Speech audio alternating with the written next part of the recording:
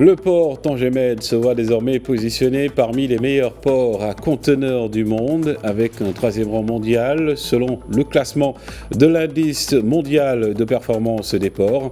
Pour en parler, nous retrouvons en direct de Rabat Badr Zaher Al-Azraq, professeur chercheur en droit des affaires à la FSJES Mohamedia.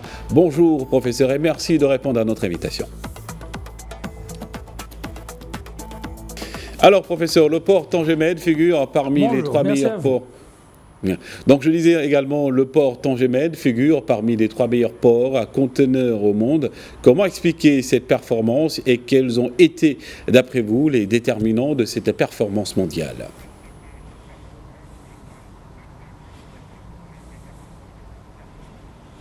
Il faut ici prendre en considération, il y en a certains déterminants d'ordre général et aussi d'autres d'ordre spécifique. Commençons par tout ce qui est général. Tout d'abord, le positionnement géostratégique de ce complexe portuaire de quatrième génération, juste à côté des plus importantes routes maritimes, notamment celles passant par le détroit du Gibraltar, et juste à côté du plus grand marché international qui est le marché européen, et aussi liant l'Orient à l'extrait, aussi au marché des États-Unis d'Amérique, aussi au marché de l'Amérique latine, l'Afrique occidentale. Donc c'est un positionnement qui a vraiment donné certaines clés de succès à ce complexe portuaire Tanger-Med. Aussi, il faut prendre en considération le mode ou le modèle de gestion adopté par le Maroc, notamment articulé sur le partenariat public-privé. Aujourd'hui, on a une agence qui est la TMSA chargée de la gestion, mais l'exploitation aujourd'hui au niveau de ce port est dédiée à des opérateurs internationaux, notamment Maersk via la PM Terminal et aussi le Roguet, le CMA-CGM via le Roguet et aussi Yamarsa Maroc. On parle d'une société marocaine aujourd'hui spécialisée en manutention et qui est vraiment très performante dans ce domaine. Aussi, il faut prendre en considération aussi au niveau des opérations, des chargements, déchargements, la digitalisation des opérations, la mécanisation aussi, la rapidité de traitement des conteneurs, le temps d'escale des navires au niveau du complexe portuaire. Ce sont aussi des indicateurs qui ont été pris en considération. Aussi le volume traité des conteneurs par an, ce sont aussi des indicateurs qui ont été pris en considération pour la classification et aussi pour positionner le complexe portuaire Tanger-Med en tant que troisième port complexe portuaire au niveau de la performance au niveau international. Et justement, le CPPI plutôt, qui classe les ports à conteneurs du monde, évalue différents critères.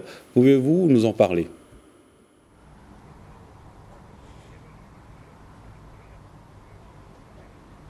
Ok, donc c'est un classement regroupant certains critères, notamment tout d'abord le premier critère, c'est le temps d'escale des navires au niveau du complexe portuaire, n'importe port ou n'importe complexe portuaire. Et aujourd'hui, le complexe portuaire, le temps d'escale des navires, des ports conteneurs au niveau de ce complexe portuaire, et ce sont parmi les plus faibles au niveau du bassin méditerranéen et aussi au niveau du continent africain. Aussi, il faut prendre en considération que l'ensemble du processus de traitement, chargement et déchargement est automatisé, digitalisé et aussi mécanisé. Donc il y a une performance aussi à ce niveau. Aussi, il faut prendre en considération que c'est parmi les rares ports dont la profondeur, c'est-à-dire le tirant d'eau, dépasse les 17 mètres de profondeur et arrive jusqu'à 24 mètres de profondeur, ce qui lui permet d'accueillir des méga navires, des motherships dont la capacité dépasse les 18 000 conteneurs. Donc aussi, il faut prendre en considération d'autres critères en relation avec la nature de la coordination entre les différents acteurs au niveau de l'enceinte portuaire, que ce soit autorité douanière, que ce soit l'administration, que ce soit acteurs et opérateurs tels Maersk et CMA-CGM, c'est-à-dire les manutentionnaires, aussi avec l'agence chargée de la gestion de ce port. Donc le temps, la logistique, la digitalisation, la qualité de l'infrastructure sont des critères qui ont positionné le complexe portuaire aujourd'hui parmi les top 3 au niveau international. Et dans cette dynamique justement aussi, quel impact aura ce classement sur l'efficacité de ce hub logistique majeur pour le commerce maritime mondial ?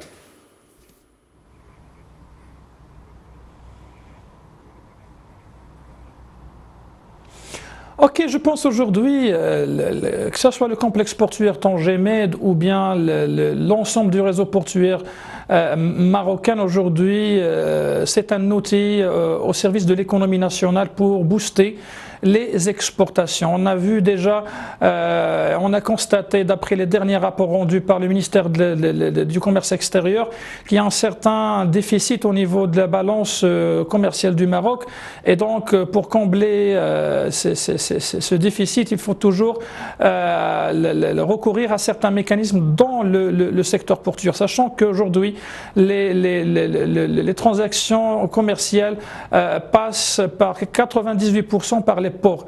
Donc c'est un mécanisme, c'est un instrument primordial et vital pour l'économie nationale. Donc raison pour laquelle aujourd'hui le Maroc ne compte pas seulement sur Tangemed pour booster l'économie nationale et combler ce déficit commercial, mais il essaie toujours de reproduire cette expérience réussite. Aujourd'hui, on a en cours de construction le mégaport de Nador West Med qui sera dédié aux hydrocarbures et aux énergies.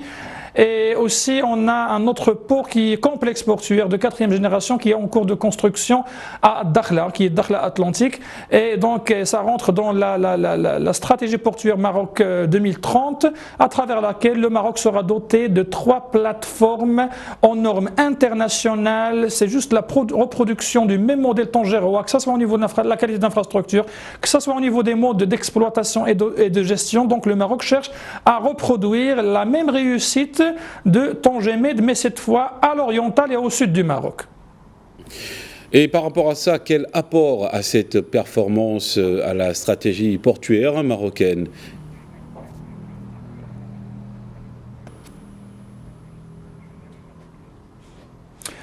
Certes, aujourd'hui, la stratégie portuaire marocaine cherche à créer 6 pôles. 6 pôles et aussi établir une certaine complémentarité entre ces 6 pôles portuaires. Aujourd'hui, on a déjà le pôle de Jdida, Casablanca, Jdarf al-Sfar. On a le pôle de Tangemed, le pôle de Nador West Med, le pôle de Safi, Agadir, et aussi le pôle de Lyoun, Dakhla Atlantique. Donc, après la création des dites pôles, on va passer à la spécialisation, c'est-à-dire chaque pôle portuaire sera spécialisé à une certaine activité portuaire, notamment par exemple le complexe portuaire Tangemed est aujourd'hui spécialisé aux opérations de transbordement de conteneurs et aussi en matière de ro-ro, c'est-à-dire l'export des véhicules. Le complexe portuaire Nador West Med sera spécialisé en tout ce qui est énergétique, c'est-à-dire les hydrocarbures, le GNL, le gaz naturel, parce qu'il est lié à des gazoducs traversant le Maroc vers l'Europe, et aussi le mégaport de Dakhla Atlantique sera aussi un port dédié au transbordement, mais cette fois à destination de l'Amérique latine, à destination de l'Afrique occidentale.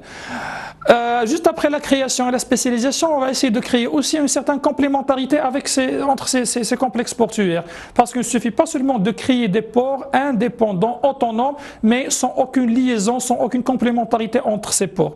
Donc voilà, la création, la spécialisation et aussi la complémentarité d'ici 2030 pour rendre le Maroc un vrai hub logistique au niveau continental et aussi au niveau international, parce que aussi l'objectif, c'est pas seulement doter le Maroc d'une plateforme logistique performante et des complexes portuaires performants, mais de se servir de ces instruments en tant qu'outil pour augmenter l'attraction des investissements et des IDE vers le Maroc, et aussi d'implanter certaines industries au Maroc, telles qu'on a déjà fait avec l'industrie aéronautique, l'industrie automobile. Aujourd'hui, on essaie toujours d'attirer plus de capitaux, plus d'investissements, plus de technologies, notamment pour les installer, les implanter au niveau des dits complexes portuaires. Parce qu'il faut prendre en considération, ici on ne parle pas seulement de simples ports dédiés au chargement, déchargement, mais on parle des complexes portuaires, c'est-à-dire des complexes dont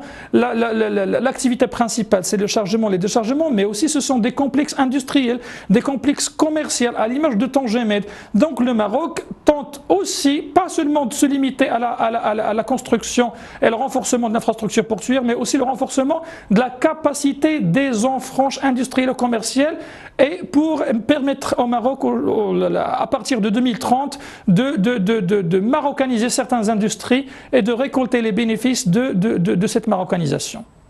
Au vu de tout cela, comment aujourd'hui le port de Tangemed contribue-t-il à renforcer la compétitivité de l'économie marocaine et à attirer ces investissements dans le secteur logistique, selon vous ?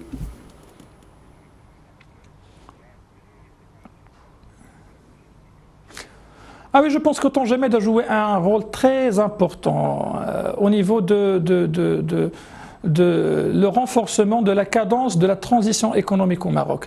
On sait bien que l'économie du Maroc souffrait d'un certain nombre de problèmes structurels, notamment la domination de certains secteurs, notamment les services, le tourisme, l'agriculture, et on a toujours cherché des solutions pour alléger cette domination et accélérer la transition vers d'autres secteurs industriels, notamment l'automobile, l'aéronautique et autres.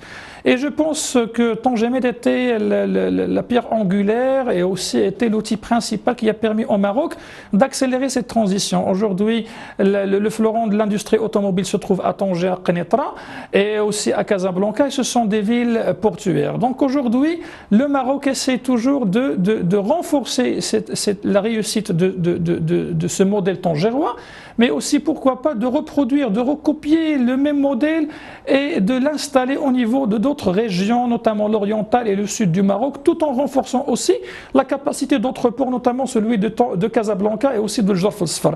Aujourd'hui, l'économie marocaine est fortement dépendante du secteur portuaire. Comme j'ai déjà cité, 98% des transactions commerciales passent par les ports marocains. Et aujourd'hui, la question de la modernisation et de la transformation des ports marocains, aujourd'hui, c'est une question vitale pour le Maroc.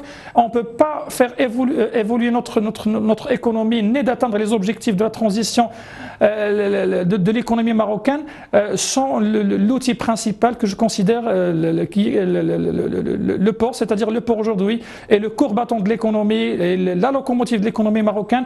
Et je pense aujourd'hui qu'après l'achèvement des travaux des deux complexes en cours de construction, Nador et Dakhla, l'économie marocaine aura d'autres outils pour accélérer cette transition et atteindre les objectifs escomptés pour l'économie marocaine la prochaine décennie, Inch'Allah. Et ce qui nous vaut donc ce mondial au 3e rang pour le port Tangemed, Badr Zahir Al-Azraq. Merci encore pour ces éclairages.